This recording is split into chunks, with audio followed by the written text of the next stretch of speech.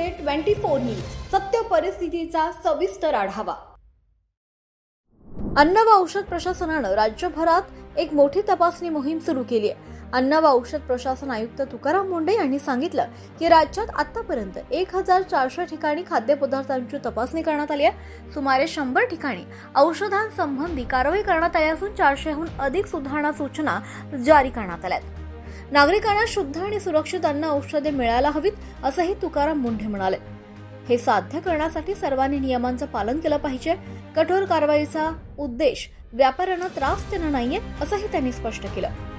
राज्यातील भेसळ आणि बनावट औषधांना आळा घालण्यासाठी अन्न व औषध प्रशासन विभाग कारवाई करत आहे। विभागाचे आयुक्त तुकाराम मुंढे यांनी सांगितलं की आतापर्यंत राज्यभरातील 1400 ठिकाणी अन्नाचे नमुने गोळा करून त्यांची तपासणी करण्यात आली आहे। सुमारे 100 ठिकाणी अवैध औषध तस्करी आणि नियमांचं उल्लंघन करणाऱ्यांवर कारवाई करण्यात आली आहे। याशिवाय 400हून अधिक आस्थापनांना सुधारणा सूचना जारी करण्यात आल्या आहेत। मुंढे म्हणाले की प्रत्येक नागरिकाला शुद्ध आणि सुरक्षित अन्न व औषध मिळण्याचा हक्क आहे।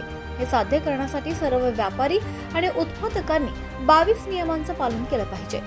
त्यांनी स्पष्ट केलं की कठोर कारवाईचा अर्थ असा नाहीये की आम्ही जाणून बुजून व्यावसायिकांना त्रास देत आहोत। कठोरतेचा अर्थ असा आहे की प्रत्येकानं नियमांचं पालन केलं पाहिजे आणि अधिकाऱ्यांनी सुद्धा नियमानुसार आपली कर्तव्य पार पाडली पाहिजे। नियमांचं पालन करणं, अन्न व औषध प्रशासनाने लहान मोठ्या सर्व बाबींवर कारवाई करणं महत्त्वाचं आहे। या विभागासाठी एक नवीन पोर्टल विकसित करण्यात आलंय। या पोर्टलवर तक्रारी स्वीकारल्या जातात। आलेल्या तक्रारींची चौकशी केली जाते। तक्रारींची पडताळणी केल्यानंतर अन्न व औषध विभाग कारवाई करतो।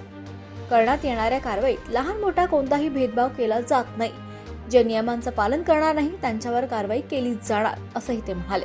विभागाच्या वतीनं सध्या राज्यभर कारवाईचा धडाका सुरू आहे। म्हणजे आता स्वागत सुद्धा केलं जात आहे। अनेक ठिकाणी कारवाई होते। सध्याचं एक जसं तुमच्याकडे आता हा विभाग आला आहे, आतापर्यंत काय कारवाईचा आकडावारी काय आहे? नाही, आकडेवारी तर भरपूर आहे। महाराष्ट्रामध्ये आपण जवळजवळ 1400च्या आसपास इन्स्पेक्शन केलेले आहेत। फूडच्या बाबतीत 100च्या आसपास आपण ड्रगच्या बाबतीत कारवाई केलेली आहेत। त्याच्यामध्ये जे सिव्हिअर व्हायलेशन्स आहेत त्याच्यामध्ये आपण सस्पेन्शन केलेले आहे। 400च्या आसपास जवळजवळ इम्प्रूव्हमेंट नोटीस दिलेले आहेत आणि नियमापासून कारवाई करतो जेणेकरून नागरिकांना शुद्ध अन्न, सुरक्षित अन्न भेटलं पाहिजे, सुरक्षित औषधं भेटली पाहिजेत आणि एफबीओनी त्या नियमांचं पालन केलं पाहिजे। या दृष्टीने आपला प्रयत्न आहे। तर आणखी कठोर करण्याची गरज असं तुम्हाला वाटतं का?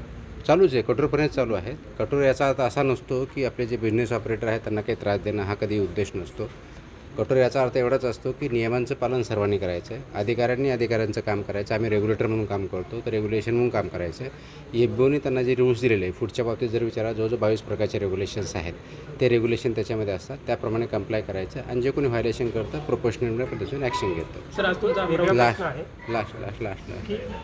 हां शेवटचं सर आज खरं तर तुमचा अमरावती दौरा होता। अनेक टपऱ्या किंवा जे विकणारे भेसळयुक्त आहेत त्यांनी पूर्णपणे आज बंद ठेवलं होतं। ये डर अच्छा लागा, खरं तर असंच म्हणावं लागेल तुमच्या बाबतीत। मात्र सर बऱ्याच वेळेस तुम्ही कारवाई करताना जे लहान मोठे आस्थापने आहेत त्यांच्यावरती कारवाई होताना दिसते, मात्र जे काही मोठे उद्योजक आहेत किंवा मोठे डीलर आहेत त्यांच्यातल्या कारवाई समोर येताना दिसत नाही। आपण सर्वावरतीच करतो। तुम्ही जर व्यवस्थित आकडेवारी बघितले तर हॉटेल्स आहेत, रेस्टॉरंट आहेत, डेअरी आहेत, ग्रोसरीमध्ये आहेत, ऑइलमध्ये आहेत, ड्रग्जवरती आहेत, मॅन्युफॅक्चरवरती आहेत, सर्ववरती आपण कारवाई केल्यात। आपल्याकडं पोर्टल चालू झालेलं आहे। ग्रीव्हन्सेस येतात, तक्रारी येतात, त्याचं ॲनालिसिस होतं।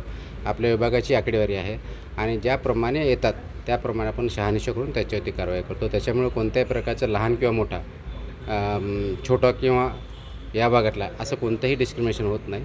नियमानुसार कारवाई होते आणि त्याच्यामुळं जे कोणी याच्यामध्ये व्हायलेशन करतं त्याच्यानुसार त्यांच्यावरती कारवाई केली जाते। थँक्यू।